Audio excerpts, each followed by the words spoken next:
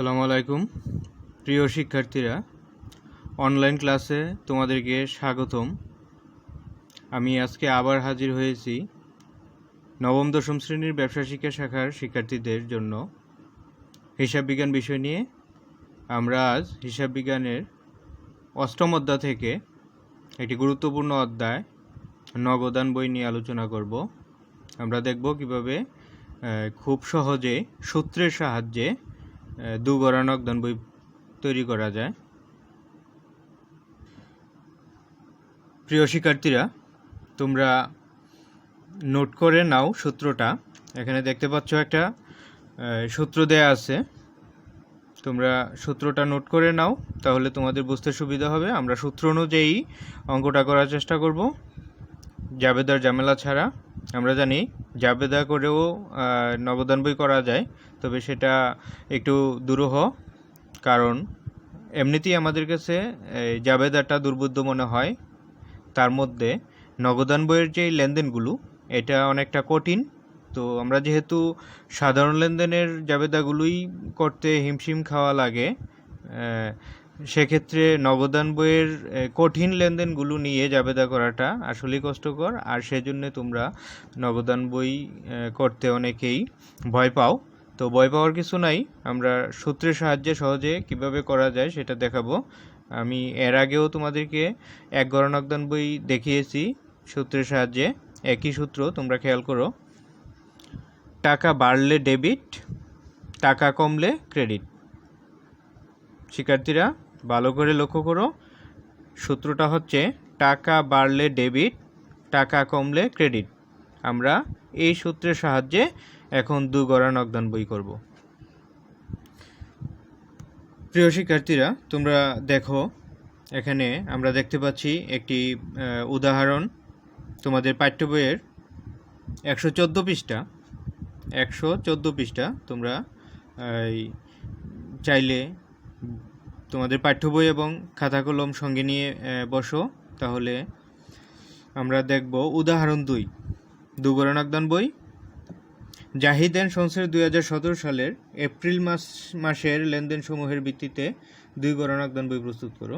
আমরা এখানে অঙ্কটা দেখতে পাচ্ছি, কতগুলো লেনদেন দেওয়া আছে। এই লেনদেনগুলো নিয়ে আমরা এখন দুই গড়া নগদান বই প্রস্তুত করব।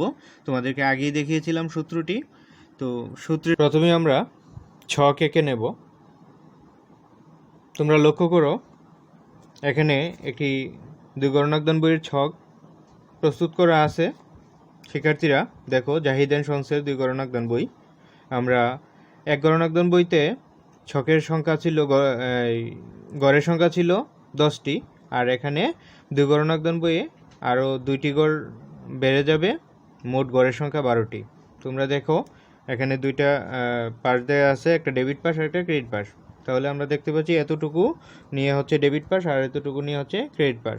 তাহলে উভয় দিকে একই গড়, তবে আমরা হুবহু এক গড়া নগদান বইয়ের গড়গুলোই এঁকেছি, তার সাথে একটা গড় বেড়ে গেছে, সেটা হচ্ছে ব্যাংক টাকা। তোমরা লক্ষ্য করো, তারিখ, প্রাপ্তি, 52 নং, খতিয়ান পৃষ্ঠা, নগদ টাকা। অর্থাৎ এই গড়গুলো এক গড়া নগদান বইতে ছিল, আমরা অতিরিক্ত আরেকটি গড় কেটেছি, সেটা হচ্ছে ব্যাংক টাকা। তাহলে ক্রেডিট পাশেও ঠিক একই গড়, আর ক্রেডিট পাশেও নগদ টাকা, ব্যাংক টাকা। অর্থাৎ টাকার গড় দুইটি থাকবে, একটা নগদ টাকা আর একটা ব্যাংক টাকা। ডেবিট দিকে আবার ক্রেডিট দিকেও নগদ টাকা, ব্যাংক টাকা, আর বাদ বাকি গড় একই আছে। তোমরা একটু চেষ্টা করলেই গড় এঁকে নিতে পারবে। তো শিক্ষার্থীরা চলো, আমরা বলেছিলাম সূত্রটা আরেকবার দেখে নিই। সূত্রটা হচ্ছে টাকা বাড়লে ডেবিট, টাকা কমলে ক্রেডিট। তাহলে লক্ষ্য করো তোমরা, এই ছকে টাকার গড় আছে দুইটা, একটা নগদ টাকা আর একটা ব্যাংক টাকা। তাইলে নগদ টাকা বাড়লে নগদের গড়ে হবে, আর ব্যাংকে টাকা বাড়লে ব্যাংকের গড়ে হবে। অর্থাৎ টাকা বাড়লে ডেবিট দিকে হবে, কিন্তু ডেবিট দিকে কোন গড়ে হবে? এখানে টাকার গড় তো দুইটা, তোমরা এটা নিয়ে কনফিউশন হতে পারে তোমাদের।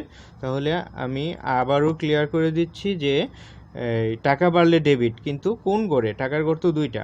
তাহলে আমরা এটা পরিষ্কারভাবে বুঝে নেই যে নগদ টাকা বাড়লে লিখব নগদের গড়ে, আর ব্যাংকের টাকা বাড়লে লিখব ব্যাংকের গড়ে। আবার টাকা কমলে ক্রেডিট, তো কোন গড়ে? যদি নগদ টাকা বাড়ে কমে তাহলে ক্রেডিট দিকে নগদের করে, আর যদি ব্যাংকে টাকা কমে তাহলে ক্রেডিট দিকে ব্যাংকের করে। ওকে শিক্ষার্থী বন্ধুরা, চলো আমরা এবার অঙ্কে চলে যাই। ওকে, তাইলে আমরা এই সূত্রের সাহায্যে এখন অঙ্কটা শুরু করব। দেখো এখানে লেনদেনগুলো দেয়া আছে।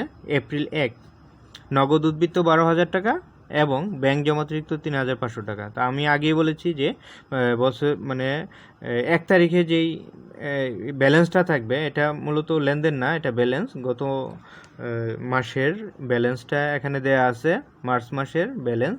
তো এটা আমরা ব্যালেন্স বিডি হিসাবে লিখব। 1 তারিখ, দেখো ডেবিট দিকে লিখব 1 তারিখ ব্যালেন্স বিডি, ব্যালেন্স বিডি 12,000 টাকা।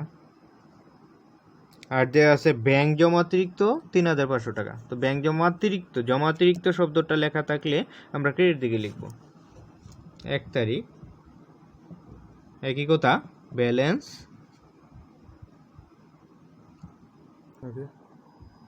ব্যালেন্স বিডি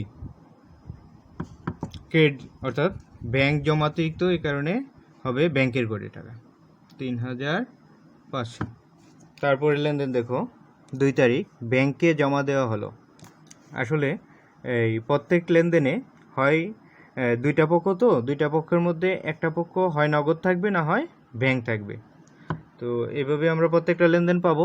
কিন্তু আবার এই লেনদেনে দেখা যাচ্ছে যে ব্যাংকে জমা দেওয়া হলো, অর্থাৎ নগদ টাকা ব্যাংকে জমা দিছে, এটা কন্ট্রান্টি।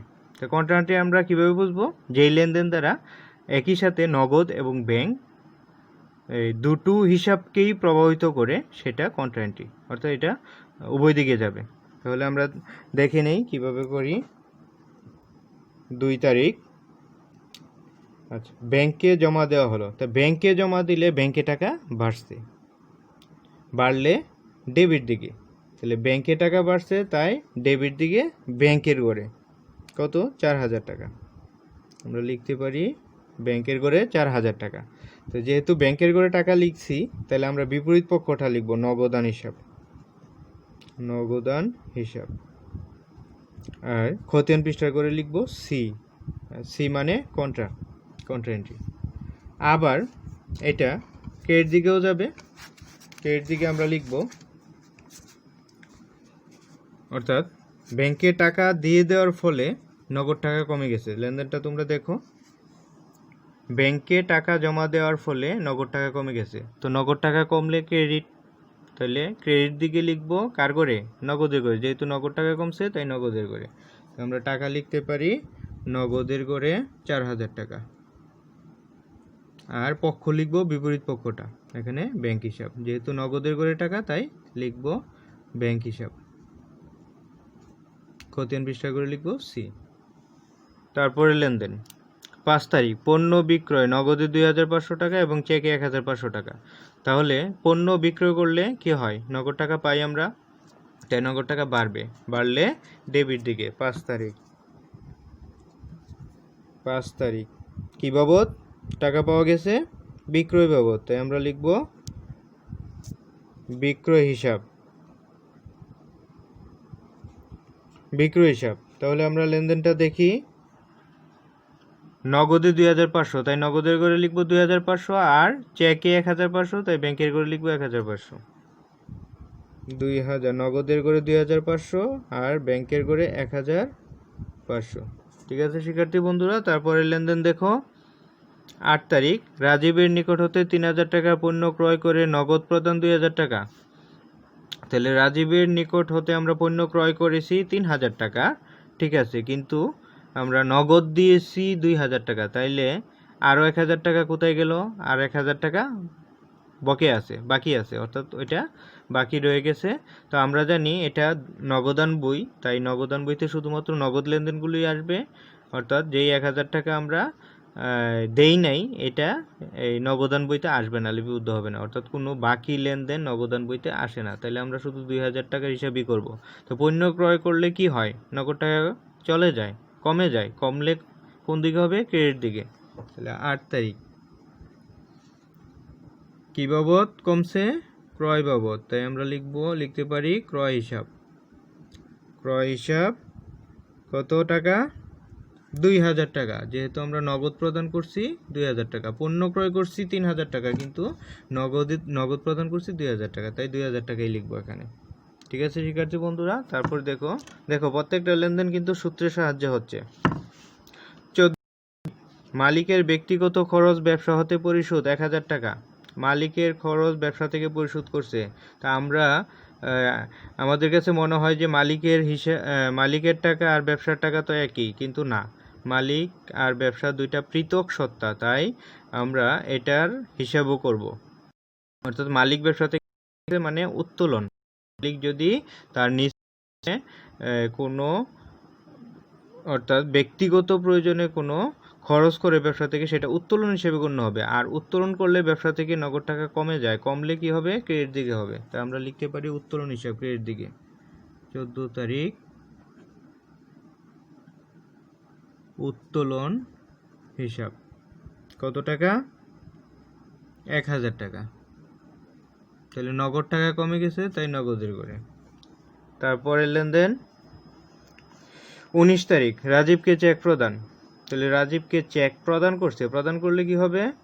টাকা কমে যাবে, কমলে কোন দিকে? ক্রেডিট দিকে। তাহলে আমরা ক্রেডিট দিকে লিখব।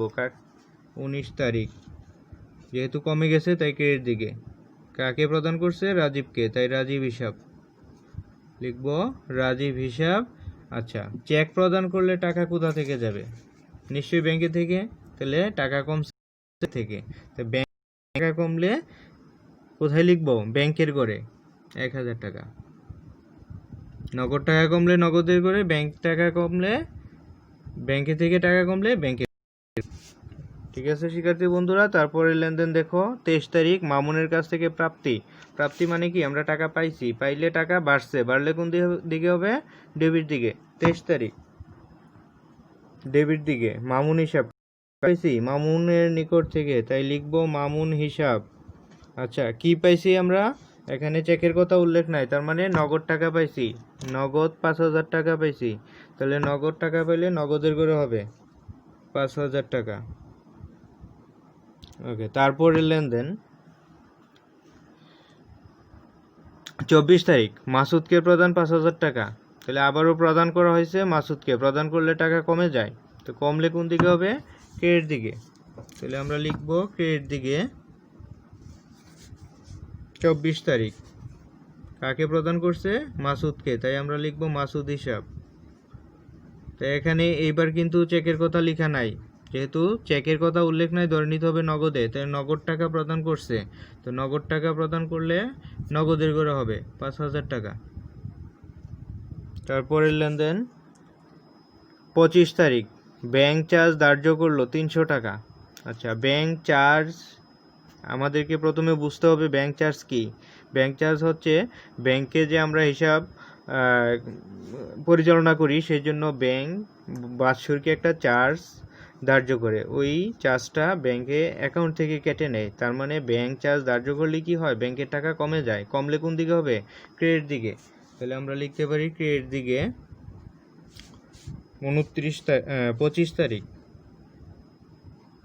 তারিখ আমরা লিখব ব্যাংক চার্জ হিসাব। ব্যাংক চার্জ হিসাব অর্থাৎ যেই খাতে টাকা কেটে নেওয়া হয়েছে 300 টাকা। তাইলে ব্যাংকে থেকে টাকা কমলে কার করে হবে? ব্যাংকের করে 300। ওকে শিক্ষার্থী বন্ধুরা, তাহলে আমরা দেখতে পাচ্ছি একে একে আমরা 25 তারিখ পর্যন্ত সবগুলো লেনদেন লিপিবদ্ধ করলাম। এখন আমাদেরকে ব্যালেন্স বের করতে হবে। শিক্ষার্থীরা, এখন আমরা দেখব কিভাবে ব্যালেন্স বের করা যায়, অর্থাৎ আমরা হিসেব করে ব্যালেন্স বের করব। আমরা দেখতে পাচ্ছি এখানে দুইটা টাকার ঘর আছে, ডেবিট পাশেও দুইটা ঘর, ক্রেডিট পাশেও দুইটা ঘর। আমরা প্রথমে ডেবিট দিকে অর্থাৎ নগদের ঘর হিসাব করব। তো নগদের ঘর কোন পাশটা বড় হবে সেটা দেখতে হবে, যে পাশ বড় হবে সেটা আগে যোগ করতে হবে। অর্থাৎ ডেবিট পাশেরটা যদি বড় হয় তাহলে এটা আগে যোগ করব, ক্রেডিট পাশেরটা যদি বড় হয় তাহলে ক্রেডিট পাশেরটা আগে যোগ করব।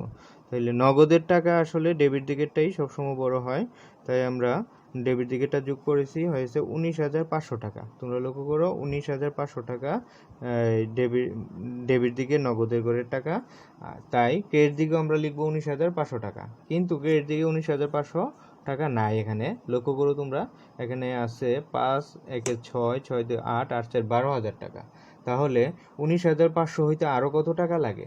তাইলে 19,500 থেকে আমরা এখানে 12,000 টাকা বাদ দেব। তোমরা দেখো, আমি ক্যালকুলেটর বের করে নিচ্ছি। 19,500 বিয়োগ এখানে মোট যোগফল হচ্ছে 12,000 বিয়োগ 12,000 সমান 7,500 টাকা। তাহলে 7,500 টাকা ঘাটতি আছে, এটাই হচ্ছে ব্যালেন্স সিডি। তো এই ব্যালেন্স সিডি আমরা লিখব মাসের শেষ তারিখে, অর্থাৎ 30 তারিখে ব্যালেন্স সিডি লিখব 7,500। এই ব্যালেন্স সিডিটা আবার হয়ে যাবে ব্যালেন্স বিডি ঠিক বিপরীত দিকে। তাহলে বিপরীত দিকে, এটা ক্রেডিট দিকে ব্যালেন্স সিডি হলে আমরা ডেবিট দিকে লিখব পরবর্তী মাসের 1 তারিখ, অর্থাৎ 1 মে ব্যালেন্স বিডি 7,500। অর্থাৎ ব্যালেন্স সিডি যত হবে ব্যালেন্স বিডিও তত হবে। এবার আসো আমরা নগদের হিসাব শেষ, এবার আমরা ব্যাংকের গড়ের টাকা হিসাব করব। তো ব্যাংকের গড়ের যদি আমরা দেখি তাহলে কোন দিকে বড়, আমরা আগে দেখে নিব ডেবিট পাশেরটা না ক্রেডিট পাশেরটা। আচ্ছা, ব্যাংকের গড়ের উভয় পাশেই বড় হইতে পারে, তাই আমরা আগে একটু দেখে নেব। তো আমরা দেখতে পাচ্ছি যে ব্যাংকের গড়ের ডেবিট পাশের টাকার অঙ্কই বড়, 4,000 আর 1,500 হচ্ছে 5,500। তাহলে আমরা লিখলাম 5,500, ক্রেডিট দিকেও লিখে নিব সমপরিমাণ টাকা 5,500, কিন্তু ক্রেডিট দিকে এই তিনটা লেনদেন মিলে 5,500 টাকা হয় না, কম হয়। দেখো আমরা হিসাব করি, 3,500, 1,000 আর 300, তাহলে হয় 4,000, 5 3 800, 4,800। তাইলে মোট টাকা হচ্ছে 5,500 বিয়োগ 4,800, তাহলে আমরা পাই 700 টাকা। ঠিক আছে বন্ধুরা, 700 টাকা। তাহলে 700 টাকার ঘাটতি হয়, এই 700 টাকা হচ্ছে ব্যালেন্স সিডি।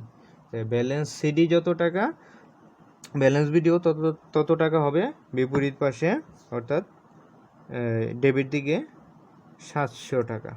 এই ব্যাংকের করে লিখব। তাহলে এই যে দেখো তোমরা, এই পর্যন্ত ক্লোজ হয়ে গেছে, অর্থাৎ অবশেষে অঙ্ক শেষে আমাদের রেজাল্ট রয়ে গেল, অর্থাৎ নগদ জমা আছে, অর্থাৎ এপ্রিল মাসের শেষ তারিখে, অর্থাৎ এপ্রিল মাস শেষে আমাদের হাতে আছে 7,500 টাকা, নগদ টাকা আছে 7,500 টাকা, আর ব্যাংকে জমা আছে 700 টাকা।